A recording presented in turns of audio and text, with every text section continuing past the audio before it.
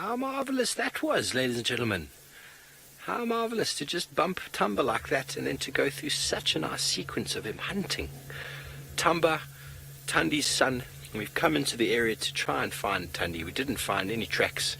The area we were following her in this morning was very thick and she didn't seem to come out on the road.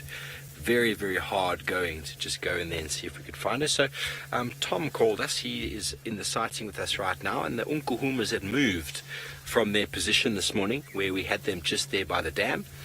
And so I decided to come and give Tom a hand, and we had some communication on the radio and asked him to check the northern boundary, and he was able to find them lying up probably about 100 yards, maybe 100 meters sort of north, directly north from where we had them this morning. And they are lying flat in the shade. It was a very hot afternoon, so I wasn't concerned that they were going to be too far away. They just would have found a more suitable shaded tree, because the shade they'd chosen this morning wasn't very good. Francis from Israel, yay, the Nkuhumas, you say, indeed.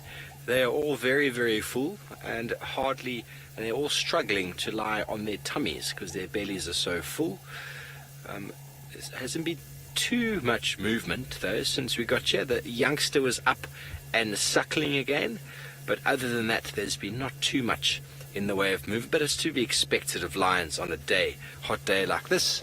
And I just had a little worry that if we didn't spend some time trying to find them that we might lose them, but they are going to stay here until it cools down enough for them to start moving. Thanks, Tom. He's moving out now. He's going to go and see if he can have a look at Tumba. Obviously, that very special leopard has a place in his heart, in everybody's hearts.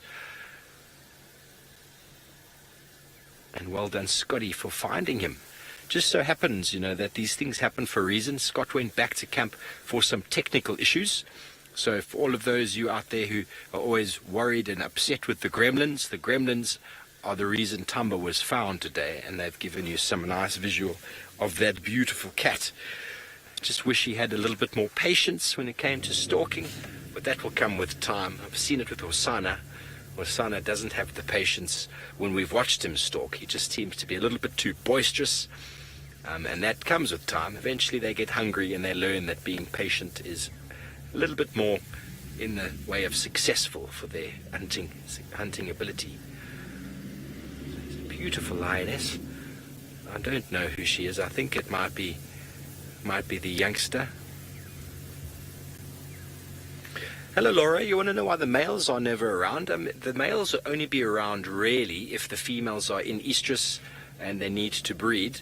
There is a cub in the pride at the moment, which means that female is out of commission, and the other sub-adults are about 1.5 years, so those other 3 or 2 lionesses are out of commission. And then Amber Eyes was mating, a very peculiar mating it was indeed, and so there seems to be no reason for those males to be hanging around, and they probably are off in another area, spending time with another pride, demarcating their territories, demarcating sort of their areas, strengthening the bonds amongst the males.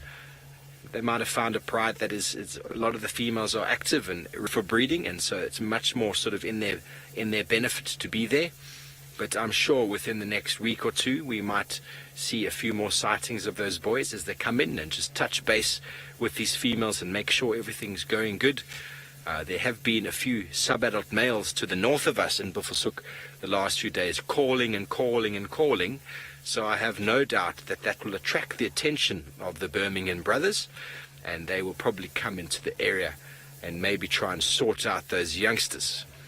So I haven't seen them, but apparently there are 3 sub-adult males that are still building up their confidence. But calling like that is indication that they are confrontational and are willing to maybe challenge one of these boys. But these boys, when we see them, they are big.